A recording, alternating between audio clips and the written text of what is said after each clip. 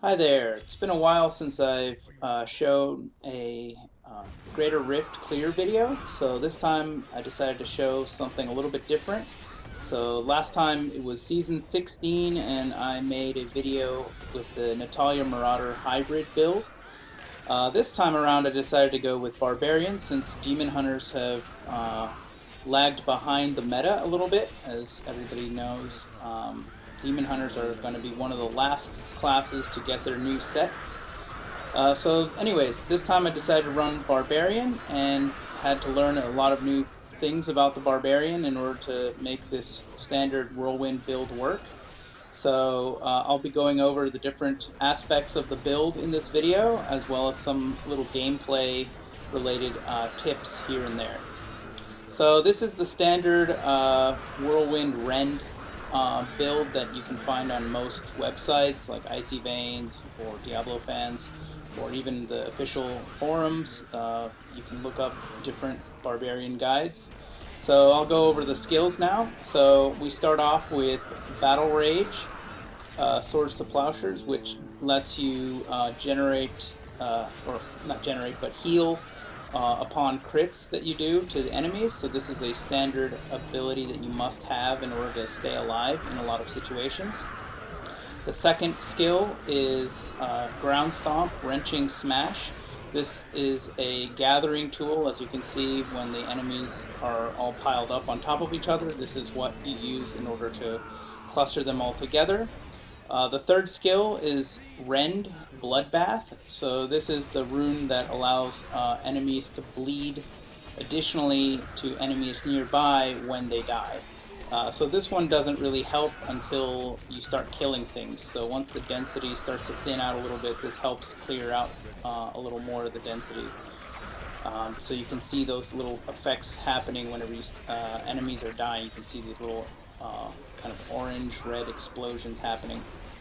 The fourth skill on my bar is Wrath of the Berserker. It doesn't matter which rune you use because of the Mortix bracers, which allows you to have all the runes activated at the same time.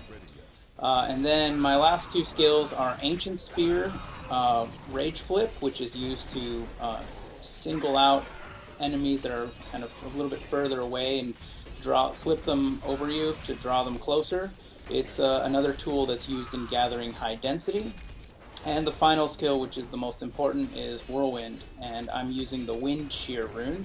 Since this is a build that is using the Istvan's paired blades, so there are different variants of this build. So one of the other variants involves using the Doombringer and Ambo's Pride. So Ambo's Pride would go in the main hand, such that you then would use Weapons Master as a passive to generate your Fury, as well as then being able to use the Convention of Elements in the cube, and the Doombringer would help with a little bit more physical damage. However, the drawback to this is you lose a significant amount of toughness, and your Fury generation is slower since you don't have the attack speed bonus from the Istvan's paired blades, and you don't have the armor bonus from those paired blades as well. So this is a difference in the two different builds. One of them is better for lower paragon, and that's why I decided to go with the Istvan's blades.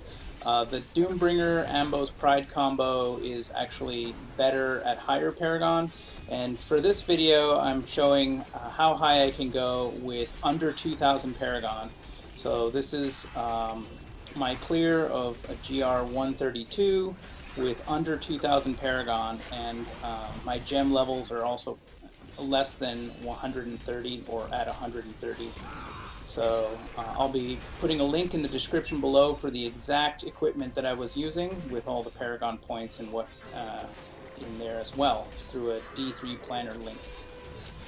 So now I want to go into the gameplay style a little bit. So as you may have been watching for the first few minutes, I've been pulling things as I continue going forward. So the idea is to gather some trash till you get about 20, 30, 40 monsters, thin out the clumps of trash, and then move on a little bit forward when it's time, when the trash is a little bit lighter in density, and try to keep the elites following you. So there's a lot of luck that's involved here in terms of getting elites that can follow you, getting elites that are not juggernauts, getting elites that you can pull easily, making sure that the enemies are not too dangerous, as well as hoping that you have enough of the little monsters around so that you can stack the area damage.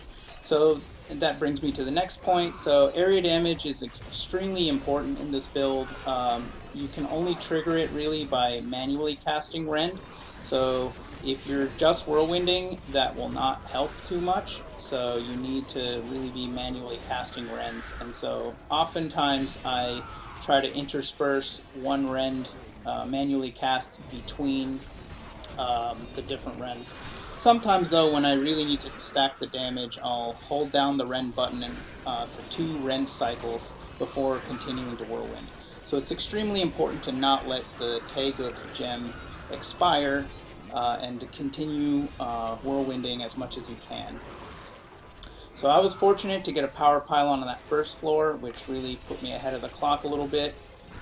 This then led me to the next floor, which I was fortunate to get another Battlefields map, but with slightly different monsters. So here, even though I don't have much trash to deal with, I did have a little bit of the power pylon left over, so I wanted to try and increase the damage a little bit in doing that. So again, it's the same sort of approach as before. Just try to pull things with you as you keep moving forward. One thing to keep in mind is the amount of crowd control reduction that the monsters accumulate. If you try to pull them too many times, as you notice, they'll start to become immune or highly resistant to being ancient speared or ground stomped. So this is the reason why sometimes you'll see me go away from the monsters just to do a ground stomp to come back in, because the Band of Might allows me to take a lot less damage for 8 seconds after using ground stomp. But sometimes I don't want to prematurely gather all the enemies yet, because I want to drag them a little bit further. And so that's the reason I go a little bit out of my way into getting the ground stomp only when I really want it on all the enemies, if possible. Of course, sometimes it's not possible due to the layout of the map and where the enemies are. And then, yeah, once I get a lot of trash, it's very important just to continue manually rending on as much stuff as you can. So at this point, I reached a fork in the road. I wasn't quite sure which way leads forward, so I looked a little bit to the southwest. There was some stuff there, so I figured that might be the way forward, but I wasn't 100% sure. So now I'm going to go check the other side because I don't want to get into a dead end with no enemies. So that's another thing to keep in mind. It's very difficult to keep all your buffs throughout the entire rift, particularly the rampage buff. So that scales on the number of kills you do, and it only lasts for 8 seconds. So if there's ever a period of 8 seconds where you don't get a single kill, you lose the buff entirely. So at this point I noticed that this floor, this was the wrong way, so this is the dead end. So I decided just to pull what I could from that dead end. The thing that made it a little bit difficult is one of the elite packs here is a Waller type, which kind of hinders my ability to use Ancient Spear, and it blocks pathing for some of the enemies when I use Ground Stomp. So the key there is just to do your best and just take it slow. Try not to leave any blues behind. If you leave any blues behind and you kill all of the other ones, you'll be left kind of with an unsatisfied look on your face when all the enemies are all dead and there's nothing left, but there's no purple globes to pick up. So that's something to try to avoid if you can, especially with ranged monsters like these skeleton archers that you see. So at this point I'm a little bit falling behind on the clock. I'm still doing okay. I'm just hoping for a little bit more density and elites up ahead. So right now I'm about even with the clock. It's important to keep tabs on the timer and to realize how long this build will take for a boss. Because I'm using Bane of the Stricken, the boss will take probably around a minute and a half, depending on what kind of boss it is. Bosses with ads will let you kill it a little bit faster because you can stack the area damage. So it really depends on the type of boss you get. Here I'm just trying to gather, again, more stuff from the front and from the things that were following me from behind. But yeah, the wallers don't make it very easy. So this is where I would have died if I was using Ambo's Pride and Doombringer, because of just how much, how many explosions are going on and how many things I have to avoid for taking damage. If I was Paragon 3000 or higher, I probably would switch to the Ambo's Pride instead, just because of the amount of damage increase you get from that. So I keep going forward. Again, I'm slipping behind on the time a little bit. I'm trying to do my best, gathering little clumps and then trying to merge all the little clumps together.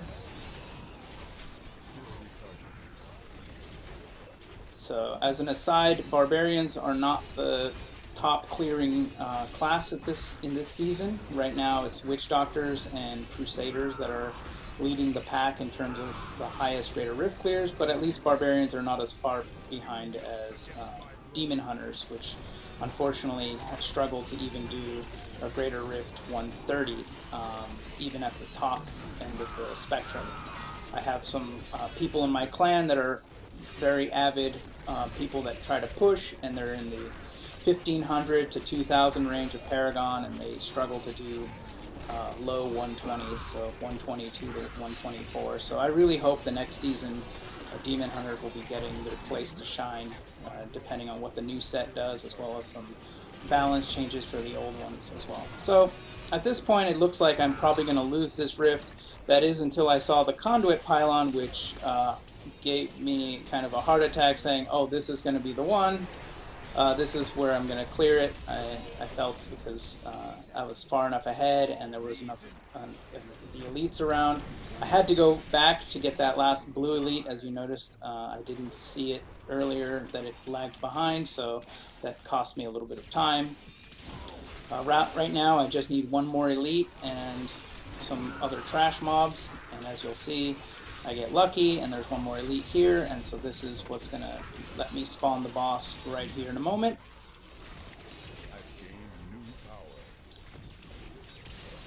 And very, very close. Luckily, because of the Flavor of Time amulet, the conduit lasts for a whole minute, which is more than I need to spawn the boss.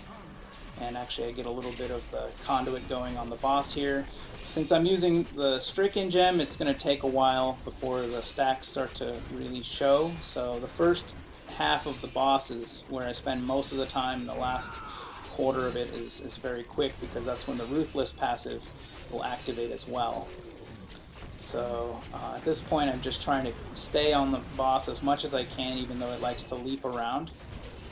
Make sure to use Ground Stomp as much as you can, at least to keep the focus buff as often as you can, but at the very least make sure that you keep the Band of Might buff, because you will get one shot if you don't have that. So it's really just a matter of managing your cooldowns and making sure that you have all your buffs up as much as you can.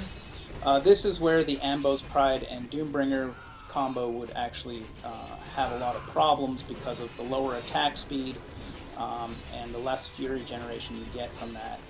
Makes it very difficult to maintain whirlwinding, as well as a full set of all your cooldowns being reset properly. So I had tried it about 100 GR keys with the Ambos and Doombringer, and I didn't have any luck with the bosses, so I switched back to Istvan's Paired Blades, and I was fortunate after a few tries to get this very nice rift here. So as you can see, I'm going to beat the time. It's looking a little bit iffy, but remember that because of the Bane of the Stricken, as well as the Ruthless passive, the last half of its health bar goes down very quickly. So I almost died there. I did have Nerves of Steel available in case that I did die there, so I would have been fine.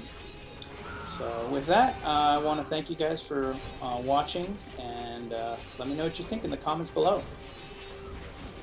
And so I get rank 24 on the leaderboard, which is actually rank 1 in the under 2000 Paragon category. So thanks for watching.